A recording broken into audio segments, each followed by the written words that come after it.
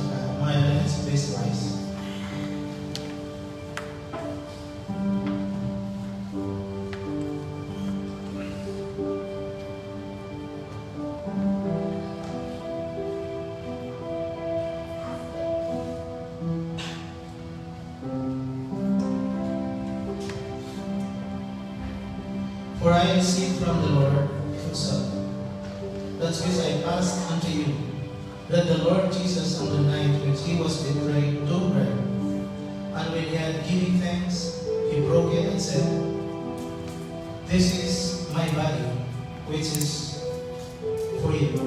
Do this in remembrance of me. Sabay pa natin party to pray sa pag-remember po sa ginawa ng Panginoon sa krus para po sa amin. Let's pray.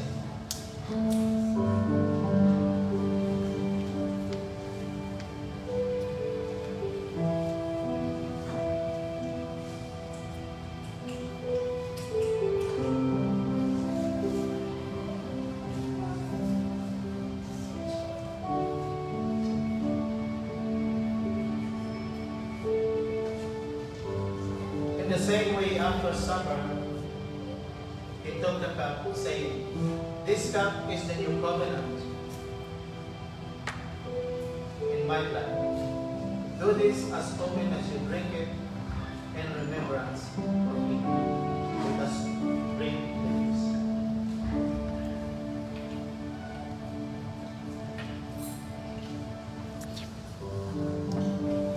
Panginoon, kami po'y nagpapasalamat sa oras na ito. Matapos namin, Panginoon, pananampalataya ang iyong pong ginawa doon sa krus. At ito pong Diyos ay nagsisimbolo ng paglinis, Panginoon, sa aming mga kasalanan. Nagpapasalamat kami dahil sa araw na ito, Panginoon, namin na pong kiniklaim ang isang buhay na puno ng kasaganaan, especially sa aming mga pangatawan, na kami po ay healthy, kami po ay richly, Lord God, abundant, Panginoon, abundant sa aming na-experience this week. Dahil po sa iyong ginawa doon sa krus para sa amin. At lagi namin inaalala ang iyong kabutihan at katapangan doon po sa krus para sa iyong anak. Maraming salamat po kayo, Jesus, na ginawa po ninyo kayo at dapat ang bawat isa sa amin upang kami patuloy, Panginoon, na ma-enjoy ang blessings na buhat sa inyo. Especially, Lord, aming spiritual life. In Jesus' name we pray. Amen and amen. Praise the Lord.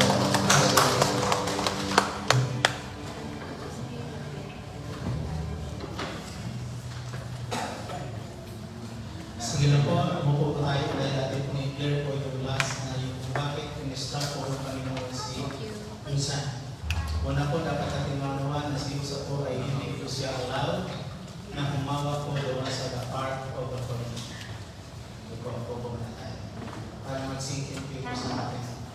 Si ano raw, ang unang kadahilanan, bakit sa pinatay ng Panginoon Jesus? Ano ang nakilabos?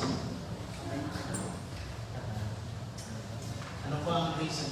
Bakit kasi ano pinatay siya ng Panginoon? Pastor Naked has given her explanation about that he was not assigned or worthy to touch the Ark of the Covenant. Ano pa mga insight po natin? Pastor Adam, ano po na-isip ko yun? Kasi nga po yung hindi po lahat ng dahil ng kanyang puso na alayan, but it's not allowed niya na gawin yun. Because una, kaya naman gawin ng Panginoon, hindi ba nagsasabi natin, dahil kaya natin tayo, sayo tayo sa order na gano'n, wala tayo. Kaya po sa atin, kung tayo hindi improve sa ating pasurin para bigyan mo natin ang restricted na hindi lahat tayo pwede. Palakpakan po natin ng Panginoon Jesus. That is very common. Even inside the church, there is always a what do you call this? Meron po yung certain prayer na tinatawag leaders, members. Lahat naman po yan, ikabahagi sa katawan ng Kristo. Pero mayroon po kanya-kanya ginagampanan ang bawat isa. Isa po yun sa katotohanan ng sinayin ng Pastor David. Yung kung kanyang paghawak ko, pero pag yun ay nawala yung trust niya na ating Diyos is under control in every situation. And that really refers to the life, to the family of God. Yan din po ay madadaanan natin sa ating kung deeper study in Christ Jesus, according to the Holy Scripture. That will be a very long topic because that's include the Old Testament with the New Testament. Who is Adam?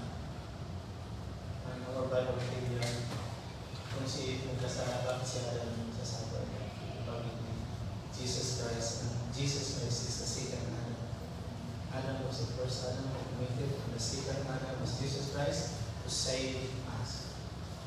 Yan din po ay madadaanan natin sa ating kung in Christ should, according to the Holy Scriptures. This is a very long discussion. So around 20 topics will be there.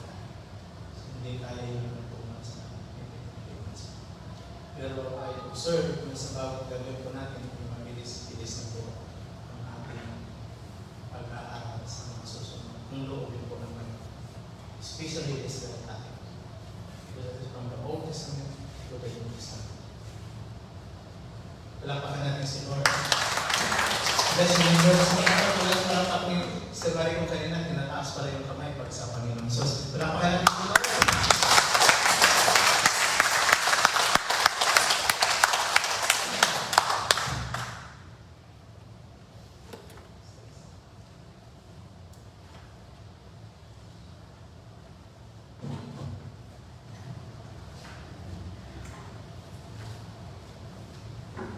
I will bless today. Amen. To read the word of God. So we move to our second part of our service. Baptizing Berea.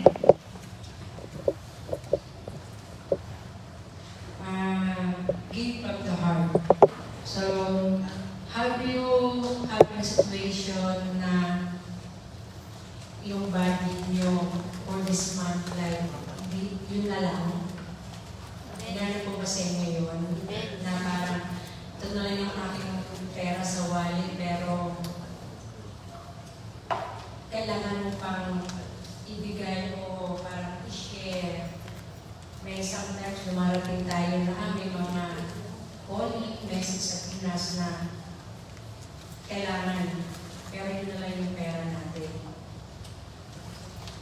Sa akin po sa situation ko, masarap po sa pakiramdam ko yung sa simpleng bagay na nakakapag-share ako. Parang nag-aalala ng buka, yung puso ko.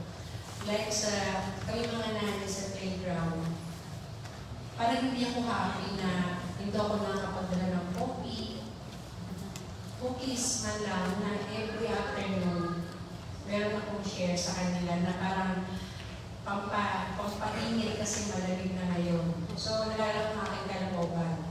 So, sabi ko sa Matthew,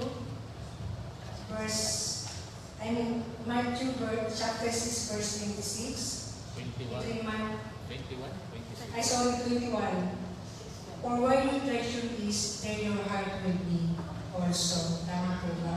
So, kung nasa po yung ating treasure, ano po yung ating heart? Di po ba? So, tayo po, parang, na yung pera ko. Ikip ko na lang kasi kailangan ko ito. Pero subukan natin ng Panginoon dahil hindi pa tayo po kailangan ng Panginoon. So, this opening message, as a Christian, giving is not only about fulfilling our duty, but also about giving from the heart. Napakasarap po sa puso, sa pakiramdam na napupulpul po natin yung ano po para kay Lord. Our giving should reflect our love for God and our desire to support His kingdom. As we give from the heart, we sow into God's kingdom. Sabi po sa Galatians 6, chapter 6, verse 9, and let us not grow weary, reap if we do not give up. Our giving will bring a harvest of blessing beyond what can we imagine. Amen po ba? So today po mga kapatid, I encourage po everyone na magbigay po tayo para po sa Panginoon. And may we be faithful stewards of all God has blessed us and we give generously from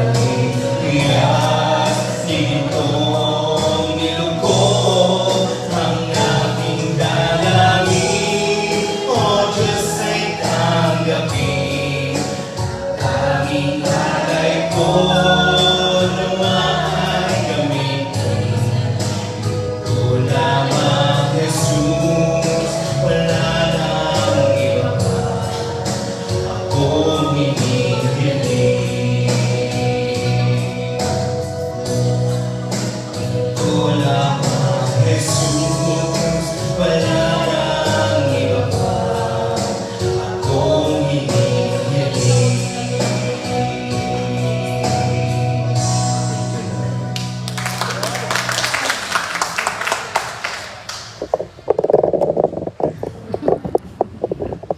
Let's pray po. Pagpero na ang aming testimony. Father God, thank you po, Panginoon, for this day, Father God, that you gathered us, Panginoon. And bless, Panginoon, ang aming testimony na madami po, Lord, sa iyo, Lord, Panginoon. Bless our family, Father God. Bless our work, Panginoon, our bosses, our sponsor, Panginoon. Lord, patuloy po kami na pagpalain, Panginoon, sa araw-araw, Father God. We pray, Panginoon, na kami po lagi, Panginoon, ay lumakad, Panginoon, sa iyo, Lord, Father God. We pray, Panginoon, with thanksgiving, Panginoon. In Jesus' name, we pray. Amen.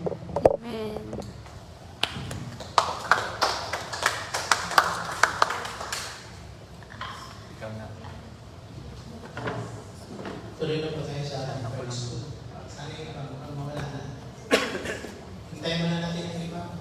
Kailangan sabay-sabay ka na. Meron pa po bang nasa kitchen na Pastor, pwede po kayong magtaas.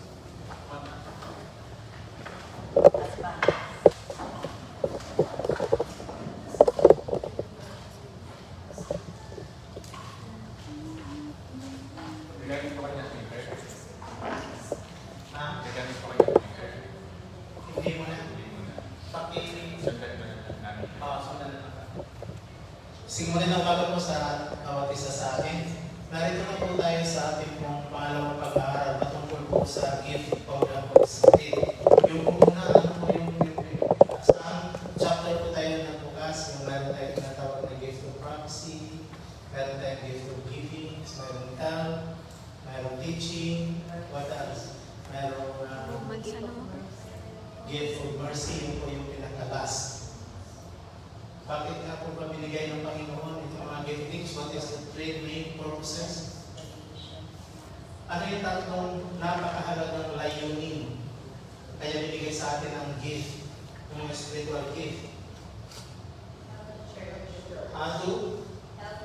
To help the church. Ang church po dito, hindi yung administration na ginagawa ng building, but yung ang church na tinutukoy dito ay mga believers, kaya tayo magtutulungan. Number 2. Oo, kaya napakahalaga po ng pagbibigay po nating palakasan sa bawat isa. Kaya binibigay po itong mga giftings po na ito. Tulad na lang po sa prophecy. Gaano po natin sinisibigay o yung pinakategorize yung dalawang napakahalaga sa gift of prophecy. Ano yung una? Something to sa exams. Foretelling ang ibig sabihin ay to predict correctly and accurately. Kasi mayroon mga nagpipredict o nagpro-prophesy na hindi po natupad, kaya ang nangyayari, ang sabi po ng Panginoon po sa Book of Deuteronomy, ito po ay hindi galing sa Panginoon. Hello? Palakpakan natin si Lord kasi mga nalimutan natin. Ang pangalawa po doon po sa gift of prophecy, mayroon po tayong tinatawag na foretelling, F-O-R-T-H. Nang ibig sabihin po ay, ano po yung foretelling na sinasabi? Para saan po yun? Para i-proclaim po natin yung message ng Panginoon. Kaya laging sinasabi nila ni David, save the Lord, as the Lord declares. Ang mga word po na ito ay galing sa Diyos, kaya nga pinoprophesy na mangyayari. For example, mayroong pinaparating sa iyo Panginoon, lalo na sa Jeremiah 29, very common, that for I know the plans I have for you, declares who? The Lord. The Lord. Dahil alam niyo ba ang pangyayari kung bakit pinadala ng Panginoon through Prophet Jeremiah? At that time, the Israelites were invaded by the Babylonians for 70 years. That was the third time. Pangatlong beses, katatayo pa lang ng bayan ng Israel, invade na naman ng mga Babylonians. Itong last sino na ito? Nebuchadnezzar, na yung pagbalik ni Nehemiah. Kaya yung buko ni Nehemiah po ay napakagandang tanawin bilang isang maging leader o yung mga leaders na tinutukoy sa buko ni Nehemiah because of his leadership. At ano po yung pinakalas? Ano? To glorify God. Yan po yung katotohanan. Kaya di po tatlo po nito ay napakahalaga. Ngayon, papasok tayo ngayon sa pangalawang category kasi ang una pong tinitingnan po natin no, the first 9 close to the first Corinthians, ang unang natin pag-aralan yan. Nag-start tayo sa book of Romans. Meron po doon 7 sa book of 1 Corinthians, chapter 12, mayroon. Ilang pong gift meron sa 1 Corinthians? 9. Sa book of Romans? 7. Sa book of Ephesians? 5. O, tandaan natin gano'n ngayon, 9, 7, 5. Ang tawag ko dito ay sa Greek word, Charisma. charismata po yung first 2, first Corinthians. Kaya hindi ko specify para malaman nyo lang. Yung po sa Ephesians, ano tawag doon? The 5 gift from the book of Ephesians. Dumata. Okay, para hindi ma-confuse, kasi pag sinabi po natin dumata, hindi po ang Holy Spirit ang nagbigay. Sino ang nagbigay? Jesus Christ. Kaya ang tawag doon ay Mata. pag ang Holy Spirit nagbigay sa mga believers, ang tawag ay Charismata. para pakalan si Lord. Glory be to God. Ngayon, papasok tayo sa Book of Corinthians. Sa Book of Corinthians, ito po yung ating unang pag-aaral ngayon sa Book of Corinthians. Matagpuan po natin ito sa chapter 12, verse 4 to 11, Brother Rick. First Corinthians. Okay, thank you. Thank you. Okay, ito lang po yung sabi. Parang madalo. Okay, thank you. Maliwanag po kasi. Baliwanag po sa ilan. Okay? There are diversities of gift, but the same Spirit. There are differences of the ministries, but the same Lord. And there are diversities of activities, but of the same God who works in all one. But the manifestations of the Spirit is given to each one for the profit of all. Ano po sa 11 or 10 man? Mas maganda yan. Okay. So nakikita po natin na maski kahit pa nagpapakintab tayo ng upuan, for example na, alam ko pinagtatamahan, may kabahagi tayo saan? Because we are belongs to the family of God. Sa madaling sabi, wala po ditong hindi mahalaga sa katawan ni Kristo. Dahil in the right time, makikita rin natin yung ating ministry na yung mga giftings na ito na binigay sa atin, kung tayo patuloy na mag-church, mag-involve sa kanya pong gawain, hindi yan mo makikita. Kaya pala sabi ko po, and belongs this ministry, the gift of helper. Kasi kahit saan napakadali mong yayahin para po sa service, sa gawain po ng okay, let's move on. Ang ito pong siyang na gifting, so let us look at first at verse 7 to 6, 7. Sa next. Okay, doon na po tayo sa verse 8. Isahan din natin sa verse 8. Okay, para makita ko natin. Pwede ako makakuha ng figure yung pula lang. Okay, number 1, sa verse 8, makikita po natin dito na una pong gift na binigay for those who have given the word of wisdom. Next is the Spirit, another the word of Knowledge. and then the same Spirit, another is gift of faith.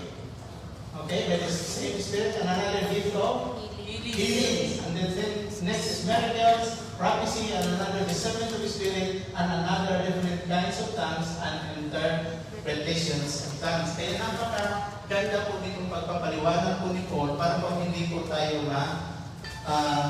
mislead kumbaga. Kasi lalo na dito po sa lahat ng itong mga giftings na ito, kalimitan lamang dito sa mga iba pong groups, ang kanila pong pinapractice ay ito pong different kinds of tongues. Hindi na importante yung interpretations of tongues. Miracles also, ito ay kalimitan. Okay? Discerning of the Spirit, ito rin po hindi na masyadong nagagamit. Healings. Ang ang mga giftings po ba na ito ay nag-i-exist pa ngayon? Time mo lang ako, Brother Rick, ha? Kasi baka ma-maximize natin ang time ngayon. Ang mga giftings po ba na ito ay nag-exist pa ngayon? Yes. Magtalaga, ha? Yes, okay, yes, dito. Ang mga, ano ba na ito ay nangyayari pa sa ngayon? Bakit, Sister Vince? Oo ka.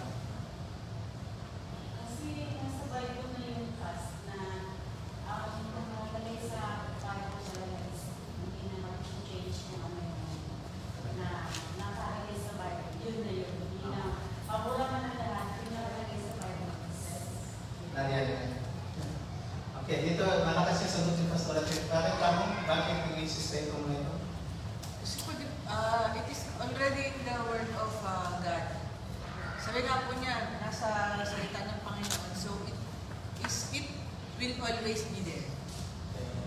Baka meron pa, Pastor Atin, meron pang insight. Kasi ang grupo ko ng Unitarianism at saka itong mga Cessionists, sa kanila, ito ay sa kapanahonan lamang sa mga apostles. Pagkatapos noon, nung nag-distribute na ang mga Bible all over the world, tapos na rin itong mga giftings na ito. Kasi may Bible na nga. Yan yung kanilang palaging revenge. Pero meron din isang verse niya na sinagot ni Paul, ang sabi niya, ang pananaw ko yan sa mga giftings is just like a blurred mirror. Dadaan din po tayo dyan sa biyaya po ng Panginoon Jesus. So tayo, naniniwala po tayo, dahil ang pinaka-purpose nito, 3 purposes again, balik tayo. To glorify God, That's number 3. to equip the church, Okay. To see the help of others. To know the needs of Exactly. Habang may church pa na nag-i-exist, hindi po talaga mawawala. Kaya ang sagot ko ni Paul, for me, ang sabi niya, is just like Bartimaeus. So continuous po natin i-apply ang lahat po ng mga giftings na ito dahil ito'y para sa i-equip ng bawat mananampalataya. Katulad doon, lalo na doon sa Ephesians, yung class natin. By the way, magpo-close po tayo sa giftings ito po sa spiritual gift. Ilan ba yung spiritual gift na binigyan ng Panginoon sa Galatians chapter 6, verse 21 to 22? Ilan? 5. Ano? 7. Ha? Ay, 7. Ilan? Ephesians. Ha? 5 gift? Yung fruit of the Holy Spirit, is it say? 9. 9. 9. Doon po tayo magtatapos dahil ito po ay napakagandang application after or after the explanation. Magkaroon ng explanation din yung applications dito po sa 9 fruits of the Holy Spirit kasi ito po ay magtungkol po sa ating mga personal life. Okay, let's move on. Okay, so dito po makikita po natin na ito pong siyam na ito, according to the Bible scholar, hindi po ito nagmula sa akin na ito naman po ay pinapaliwanag na kung ating pong pagsasama-samahin, okay, ito pong tatlo na ito ng wisdom, itong wisdom, knowledge, at saka itong different. discerning spirit. Ito po ay pinamagatan na ito'y natatawag sa tatlo pong ito ng gift of revelations. Okay, magtatanong ako ulit kasi patapos na yung oras natin. Dito matatapos. Paano mo mabigyan ng differentiation, Brother Reno? I-categorize yung wisdom. Anong kaibahan ng wisdom at saka knowledge? Bigyan mo kami ng insight mo, Brother Reno. Wisdom is knowledge you learn by studying, reading books. Okay. Wisdom is an application with divine guidance. Okay. Yeah. Kaya palampakan natin si Lord. Ang tignan natin na matubog, pero nakuha mo yung buong thoughts. Okay, doon po sa ano. Kaso lang, i-clear po natin. Pastor natin, tayo lang ang idea. Kasi ang iba, pag nagsabi, wisdom sa knowledge, isa lang ito. Magkakaiba ba yan? No, it is totally different. Mamaya, bibigyan ka ng discussion. Ikaw, Ate Merlin, anong pagkaiba ng karunungan at saka kaalaman?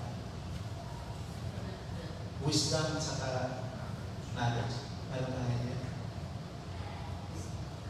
Pakinggan natin sa pastor natin. Pas, anong understanding mo? Paano mo i-differentiate? Kasi hindi yan talaga sila synonyms. Yung sinabi ko ng Brother Edwin, talagang content connection lang. Yun yan. Sige po, Pastor Ate. Yun po, yun pong knowledge, na-acquire po natin yan habang tayo ay nag-aaral.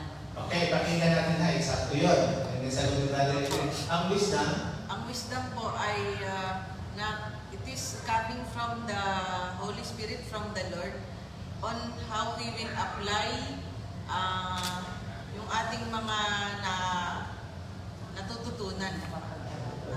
okay, thank you, Pastor. Palakatan si Lord. Meron po tayong illustration dyan about, okay? So ating pong i-categorize po muna ito bago po tayo pupunta sa ating explanation. Dito po ang gift of revelation, nasa sakupan po nitong tatlo, wisdom, knowledge, and discernment. Ito, kinakategorize natin sa para madali po natin maunawaan. Ang pangalawa po ay ito pong gift of power. Of course, faith is a power, healing is power, and gift of miracles also is a power.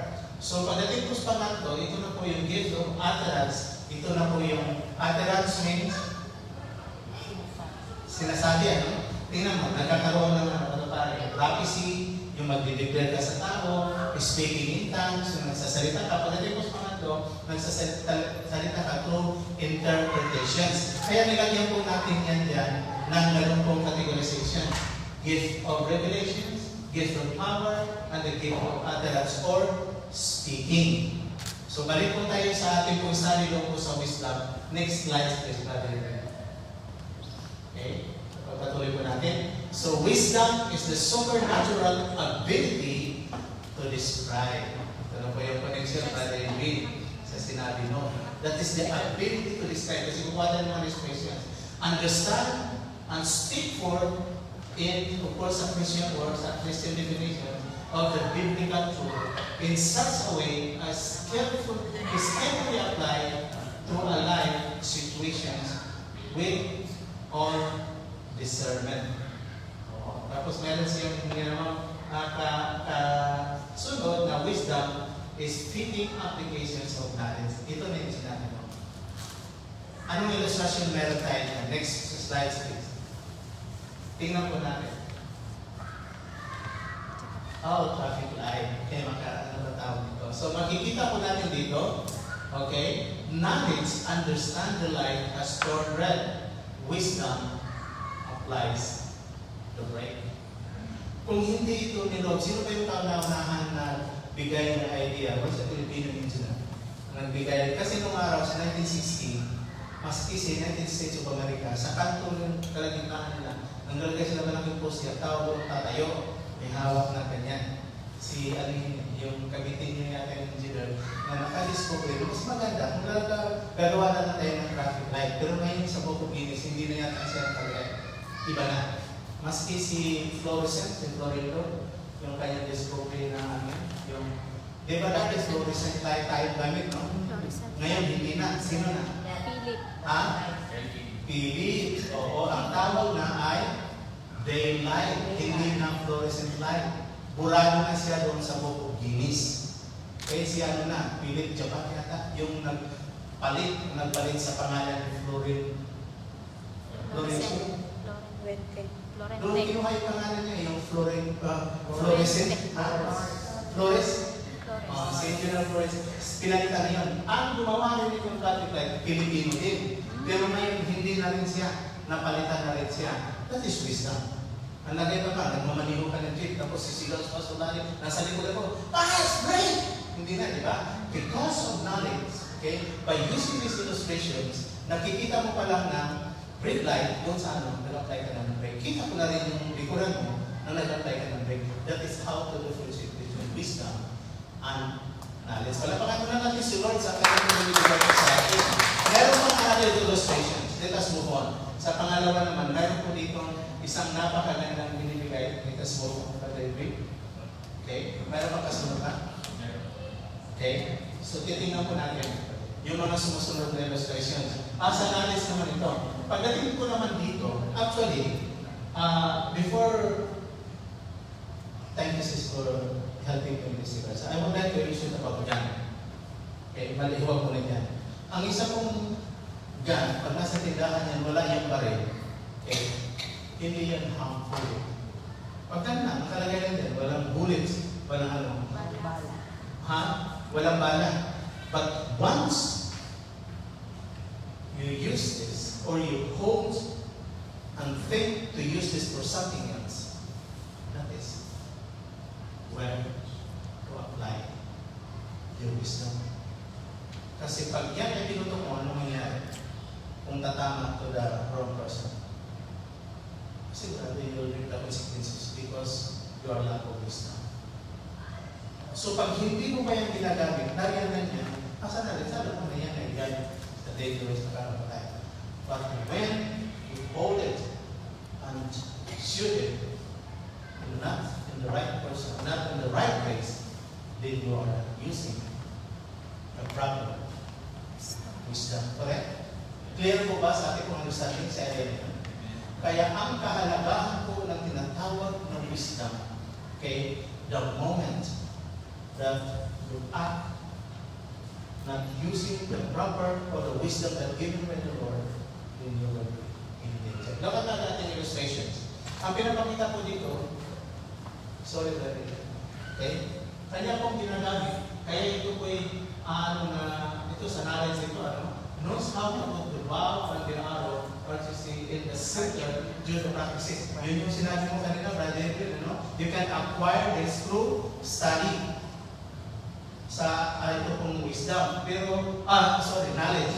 Okay, knowledge. Ito po sa panggitan ng practice, is the effect when you use it. Pero, pagdating po dito, sa tinatawag po ng wisdom, kasi ang effect nga po nito, pag ito po yung na-point mo to the wrong place, and you're not using the wisdom, ano mangyari? Ano mangyari? Miss the target. Miss the target. Alam ba natin si Lord? Miss the target. Alam ba natin si Lord? Talagang palangka para sa kanya. You will miss the target. Okay? Sa theology, pag sinabi pong you miss the target, ano ibig sabihin? Sin. Theology, sin. Of course. If you miss the target, because you did not study first of all, you didn't do what the teacher was telling you, so you miss the target, that was the consequences. So dito makikita po natin, if you apply the wisdom properly, after practicing, you will hit the bullseye, and what is the reward after that? Gold. Hindi po ba? Yun yung pag-apply po sa wisdom. Because kaya nakikinig sa panggitan po ng practice, you just aim the bow or the arrow to the right place by applying that wisdom. So practices. So kung connection po ang nangyari niyan. So sa sinabi po kanina, kung ating pong babalikan, dito po sa ating pong definition, that wisdom is fitting application of knowledge. Yung po sinabi ni Brother Edwin po kanina. So hindi po sila synonyms, but they are connected in order to have the result of the knowledge. Okay, let's move on. Sa mga areas po kasi ng wisdom, pag binigyan po tayo ng wisdom, marami pa rin pong Bible, as per reference sa Bible, nagsasataan ng mga tatlong napakahalagang points na ang wisdom nakukuha din ito sa pamamagitan ng ating pagbabasa ng salita ng Panginoon Jesus. At even makukuha din ito sa pamamagitan ng pag-ask natin sa Panginoon. But before we go, tingnan po natin itong isang tao na napakayaman po ng kanyang karunungan dahil binigay po sa kanya ng Diyos. Sa Proverbs chapter 24 verse 3, dito na tayo, okay, dito muna tayo sa taas. Dito po naman, makikita po natin kung paano natin mga architect, mga engineers natin dito. Dito po ang sabi ni Kings ng, of course, ang nagsulat itong Proverbs ay ang nanay ni King Solomon na si, ang nanay ni Solomon? Bathsheba. Silpas? Bathsheba. Tingnan po natin, ha? Proverbs 24 verse 3, by wisdom a house is built, through understanding it is established. Kita mo nga naman, parang isa pong bahay, wala pa naman yan eh. Nang dahil sa kanila pong karunungan, tumatayo po yung building. Sa pamamagitan po ng knowledge, tulad dito, karunungan, kita mo napagaganda. Mayroon ng mga decoration po dito. Mayroon ng gagawin. Ang naggagawa naman dyan ay yung kung mayroong karunungan. Kaya yung maski yung paglagay sa mga upuan, mga decoration, karunungan na ang nabis na ang kumagana dyan. Pero kapag tayo po ng building na ito po, kaya si Solomon, mayroon po siya itong isang title na napakaganda. Ang sabi ko dito, King Solomon was the most creative, properly developers in a biblical history. Kung sino nga itong napakadami pinatay din sa Pangilinan ba? Bilyar. Manny Pangilinan? Manny Bilyar, Pastor. Bilyar. Manny Villar. Si Manny Villar, noong nag-join po siya, para kinuha niya yung contract na siyang magtatayo ng kami lang siya may patayo niya hanggang sa entire pag-ibig hanggang sa ngayon. Kaya siya ang pinakamaraming na ipatayo ng mga lahat ng houses because of that things. Walang panama kay Solomon yun. Si Solomon, si Solomon, on the entire in the Bible history. Tingnan natin ang ginawa ni Solomon. The first, pangalawa dito po sa 1 Corinthians 2, Corinthians chapter 2, verse 6. The first, receive God's wisdom when we are filled with the Holy Spirit at salvation. Nagkakuplit ba sa inyo pag sinabi natin yung gift of wisdom at saka yung binigay dito nung tayo po ay nagkaroon ng salvation sa Panginoon Jesus? Spirit. May diferensya ba yung binigay ng wisdom ng Panginoon doon po sa gift na meron tayo? At dito, meron po sinasabi dito na tayo po ay binigyan ng wisdom na tayo po ay natanggap po natin yung salvation.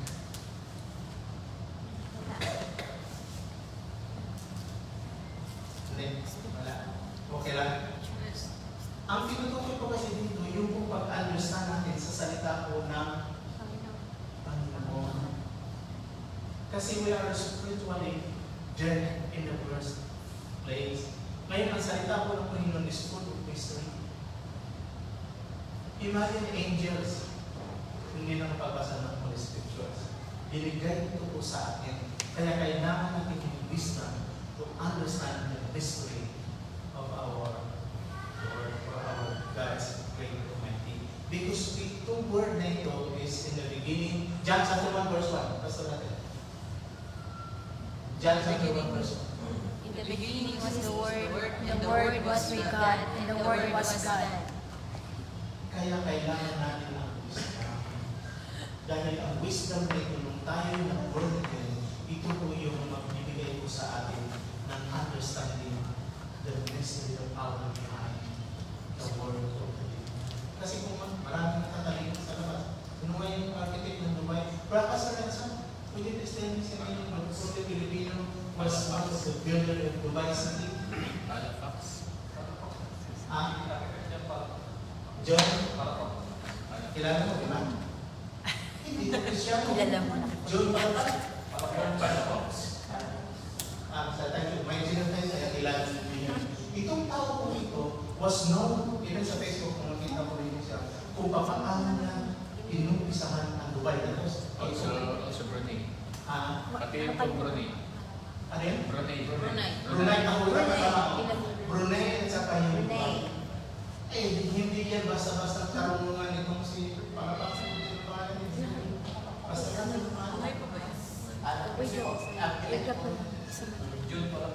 John Palafox, okay. Sila kilala nila. Ang ginawa ng taong ito ay Dubai at Brunei, sabi mo. Hindi basta-basta kaalaman ng tao ko. Pero nung tayo nag-born binigyan ko tayo ng Panginoon ng katanungan. That is to understand the mystery of His Word. Kaya masasabi ko yun, ang tinatransport sa huli ang layo. Pero puro ang kami kasi meron siyang ibang debate sa about the Word. Pero hindi na siguro natin i-debate ang talaga sa Bible. Pero lori ko na sabi ko hindi tayo nag-interact. Okay, kaya natin nag-interact o magbibibati. But for us, just to know more about the mystery of the Word. Sa totoo lang yung talagang transport ko sa 5:30 po hanggang 8:19. Tuloy-tuloy, pahinga ko lang 30 minutes ka kaya. Pinakamahaba na yung 9:10. But praise God sa kanya pong faithfulness. Ang wisdom na tinuturo ko dito for us to know His Word. Dahil yan yung mga maantak po sa atin ang yaman ng salita ng Panginoon. Ilalo na yung sinasabing word that perish, will not perish. You will not perish, hindi ka mapapahama. Akala sa natin mapahama. But ang God is talking about na hindi ka may tapo doon sa naglalagag ng apoy forever. Because you receive Jesus as your Lord and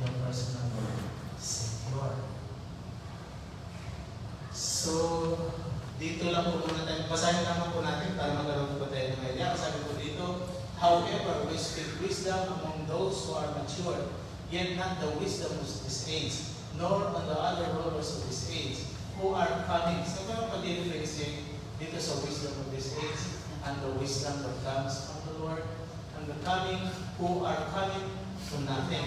But we speak the wisdom of God in mystery, the hidden wisdom which is God ordained before the ages. Palakpakan natin si Lord. Ang coming the Lord again, na masasabi mo, yes, I am born of God. I am born from above. I am a born again believers. Because that is the wisdom that comes from our Heavenly Father. Kasi pa namin na tayo. Kasi tapos na yung oras. Sa susunod po sa biyaya po ng Panginoon Jesus, naway po natin ito sa isang session lamang. Kasi alam na lang po yan. Kasi dalawang kategory na lang para po tayo makapasok doon po sa Ephesians chapter 4 verse 7. Heavenly Father, nagpapasalamat po kami sa great things and great things. Po maraming sa araw na ito sa inyong pagkikita, sa inyong katapatan, nagpatuloy ang mga paglapit sa inyong mga pagpapasan ng puso. Precious Holy Spirit, we always acknowledge you because kayo po ang nagkalaatan.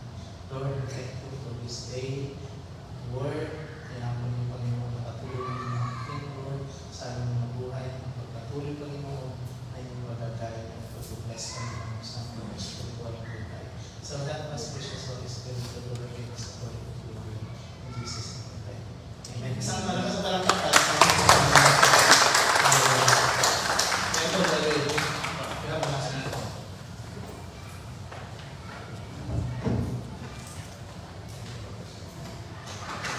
So short announcement po, makita na po niyo sa ating program. Today po ang Christmas Leadership Fellowship ng ating mga leaders, pastors, elders, deacons, and deaconess. So dahil po sa limitation ng ating lugar ng venue ay we decided na exclusive ang mga leaders lang po ang aming celebration. Pero don't worry po, tayo po ay sama-sama mag-celebrate ng Christmas sa December 27. Pero bago po yun, meron po tayo pinakaulas activity natin for this year, yung ating Bahrain National Day, December 17, Beach Cleaning Fellowship po natin yan. So further details, final details po ay announce natin sa Friday, next Friday. So ang ating pong, just to share with you, ang aming pong major agenda later sa aming pagmimitinan ay there will be a financial report by our finance minister, Pastor Nelson. Then, sa inyong pagkaunawa ay bawat isa po sa atin last year, nagkaroon tayo ng project na 500 bills per week ang contribution, savings ng bawat isang member. And yung po ngayon natin yun na ating nagastos sa ating anniversary. Napakaking tulong sa atin. Amen. So mamaya po ay maririnig namin kay Pastor Ted yung kanyang report tungkol yung total expenses at yung stock calculation. Then hopefully next Friday ay i-report din po namin ito sa inyo. Then we will also discuss yung final program natin para sa beach cleaning activity sa December 17. And ang final details po sa December 27 Christmas Fellowship. And also yung ano pa yung gagawin natin sa New Year. Kasi sa experience po natin last New Year, tayo po ay kanya-kanyang celebration. Meron nandun sa fireworks, meron nandun sa Villa Algarin. And I remember Pastor Rod decided na it's not right. Kailangan ay sama-sama na tayo mag-celebrate to welcome the New Year. Then later on sa tayo magkanya-kanya ng activity. So wala pa naman po final agreement kung saan yung activity for that. I-discuss namin yung later on. And part 2, then after po na sa pagkakaroon ng leadership retreat and leadership exhortation by Pastor Rod, we want to celebrate the achievement ng ating home church through the leadership of our pastors and leaders. So there will be a short exhortation by Pastor Rod to give us inspiration. Sama kami nagkulang as a leader saan ba tayo nag-achieve together to glorify God, no? Then, that's it, ang ating final meeting for this year. Then hopefully by the first meeting that in January, ang group naman po ng leaders ay we will discuss ano yung ating magiging next activity for the whole year. Kailangan prepare na po tayo. Okay? Yun lang po. Salamat.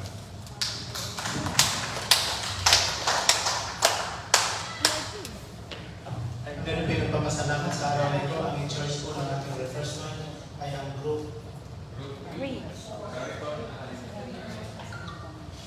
Para lang po ma-scale up yung inyong ang tawag doon, yung excitement. We prepared ang tawag dito, list, sign up list. Sino yung available sa ating December 17 beach cleaning. Beach cleaning activity. So, andito po yung complete member list. Kung sino po yung maka-attend ay mag-sign up lang po with your signature para alam po natin ilan yung attending. And the church leadership will provide the ating breakfast. And as you will know, ang ating pong plano ay 5 o'clock ang start ng ating beach cleaning activity. So meaning, earlier than that, ay nag-prepare na tayo para magpunta doon sa venue, which is sa likod ng city center in each door. So sign up lang po kung sino may makaka-attend. December 17, 5 o'clock ang assembly time sa likod ng city center beach. Next Sister S. Invite na ngayon po sa leadership pero ano lang sa mga leaders for the glory of God. This coming Tuesday, nagkaroon po tayo ng Holy Communion at the same time, Holy Communion saka Christmas party sa Biladal Kalim Bible Study. Ano na natin ito kasi this is more spiritual. Yung hindi po nakaka-attend sa regular related tulad po nila sa Lord, sa Susarin, si Brother Misa, sa Brother Moses, ito po yung isang person na nakanap namin na Holy Communion at the same time Christmas party is coming Tuesday. So if you are happy to do well, it is just a matter of celebration kasi dami pong leaders sa Bible Jesus means hindi po natin makasama sa city kaya ginawa ko namin na araw brother Jesus and sisters. So tayo po lahat na ito kayo po ating pong pasalamatan ng Panginoon. Before that, we will worship the Lord.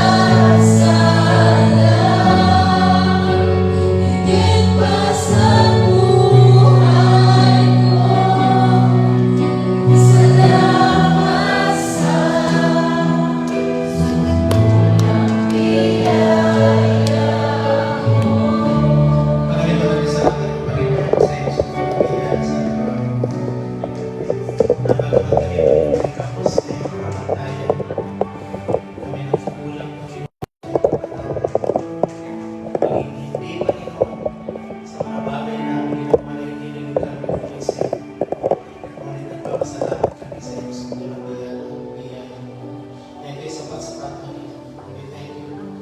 Ay patuloy na nalangin that for this week, Lord, tulungan po ninyo ang bawat isa sa amin at kami po kayo makalakad ng taayon po sa inyong kalooban. Tulungan po yung Banal na Espiritu Santo ang aming magkaimahan. Ngayon, Jesus, napapasalamat po kami dahil sa inyo po faithfulness. Nabagamat kami, Panginoon, ay nasa kalagayan na kahinaan, Diyos, ay masasabi namin na kami malakas dahil sa iyo namin ay masusunod namin ang kalakasan. Sa mga area, Panginoon, na kapos kami, Panginoon, sa standard po ninyo. Papakumbaba kami ng mga langit, napasabi namin na kami ay malakas dahil ang kalakasan na kalay namin hindi sa amin. Dahil sa iyo, biyaya, pag-ibig sa biyaya, sugo ng biyaya na yung pinamalas mo sa amin, Lord, ang laging higit ng mga pagyaningan, Lord, na sa amin, sa amin, talaga. Tulungan niyo, Panginoon, na may sayo sa mga bagay-bagay, na maraming mga pinagplano sa buhay, sa mga natin. Amin po rin nakabilin sa iyo, Panginoon, na linong ito sa amin po. Lalo, isa dito ang aming patuloy na pagkikay, Lord, na ang aming pong future is in your hand. President Jeremiah, that for I know the plans I have for you, first. Plans to prosper you and not to harm. Plans to give you hope and a future. Maraming salamat po Diyos maging sa mga kapatid namin na nagsiselebrate ng kanilang kaarawan for this week. Last week, may pagpatuloy. Pagkas na darating pa ng mga weeks. We just continue, Lord, to pray sa lahat ng susunod ng Christmas December, the month of December, na yung pong provision, yung malagala, ang provision ng kanilang pangailangan, siguro sa spiritual, material, at financial na bagay.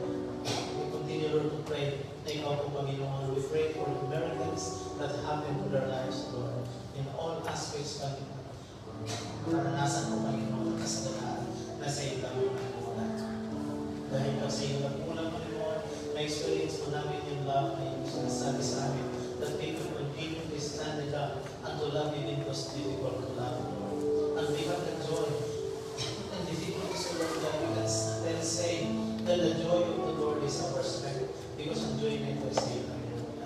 And for sure, Lord, that peace that you provided for us through the fruits of the Holy Spirit will continue, Lord, to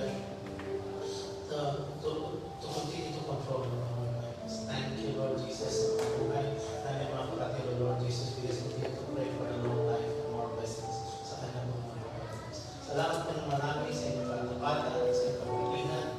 Salamat po ng marami, Lord, sa mga kalusugan, lalo naman sa mga trabaho na bawat isa sa amin. We just continue, Lord, to pray na yung pagpatuloy na yung blessing ng Jesus na kami patuloy na yun na magiging songs and light in the place where we are. And let it be, Lord, that your love, your word will be shared with them, Lord God, with power and love, with clarity, and most of all, Lord God, ang inyong pangalan ay sa pitas. We just continue, Lord, to pray for this congregation. You are the head of this church, Lord. We just continue, Lord, to pray for the unity, for the love and harmony and understanding, that the spirit of joy, the spirit of honesty, most of all, Lord God, will continue, Lord, to manifest to each one of us, especially the motivations, Lord, yung care sa bawat isa, Lord God. Ang palakasan ng experience po namin, Panginoon Jesus, na sa kalahat-lahatan, gagawin namin ito para lamang sa iyong kapurihan. We thank you, Lord, for that. Lord, before we receive the benediction, may I request Pastor Larry to please come forward. Pastor Larry. Brother Vic, please come forward. Church, we're going to lay our hands to Pastor Larry, who had celebrated his birthday 3 years ago. We believe the laying of hands that is one of our embrace teaching of the Lord. We want to impart to Pastor Larry for the good health, especially sa patuloy na magamit ng Panginoon sa larangan ng pag-ibig sa Jesus.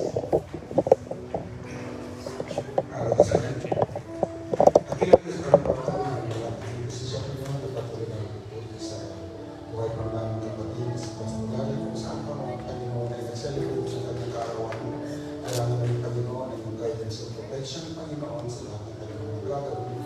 Wisdom and knowledge more, Panginoon, sa pag-alintindi pa paggawa sa iyong mga salita na ito po, Panginoon. At bibigay po kami ng mga sa bawat isa po na makakakulit sa Panginoon.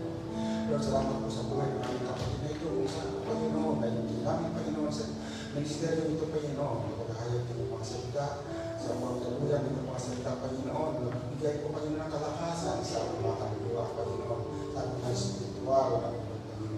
Kaya Lord, lagi namin ay papunawan sa patuloy na humugog, Panginoon, sa mga kapatid na ito, at dalangin namin, Panginoon, ay Panginoon na patuloy na pag-iingat sa kanya, o God, upang sa dayo, Panginoon, ay patuloy sa makalakad na ayaw sa iyong patuloy.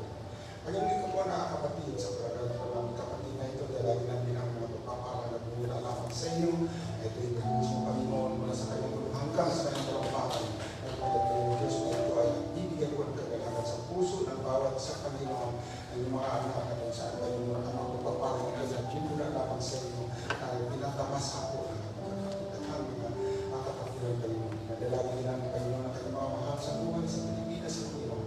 Ito po patuloy na mag-extend Panginoon ang kanyang ngayong biyaya sa kanila Panginoon ng atin pa rin po sila Panginoon at patuloy na sila na buhos sa kanila Panginoon mapapala Panginoon na wala po Ama, salamat po Panginoon sa pamuli sa buhay ng aming kapatid na ito na namin ng Panginoon sa mga Espiritu at tulad po Diyos na sa kanyang paglakad sa iyo Panginoon na kita po sa Panginoon kung papaano po sa maraming Panginoon at dalangin namin Panginoon na habang sa Panginoon ay Diyos ito ay naroon po kanyang kanyang eagerness Panginoon ang magpagamit sa iyong kapulian Panginoon. Ama, sa pamuli kami nagpapasalamat sa buhay ng aming kapatid na ito. Wala po Diyos na wala na po yung mga sa iyo. Hindi kami yung natilayo ng mga maraming sa Panginoon Jesus. Happy birthday to you. Happy birthday to you.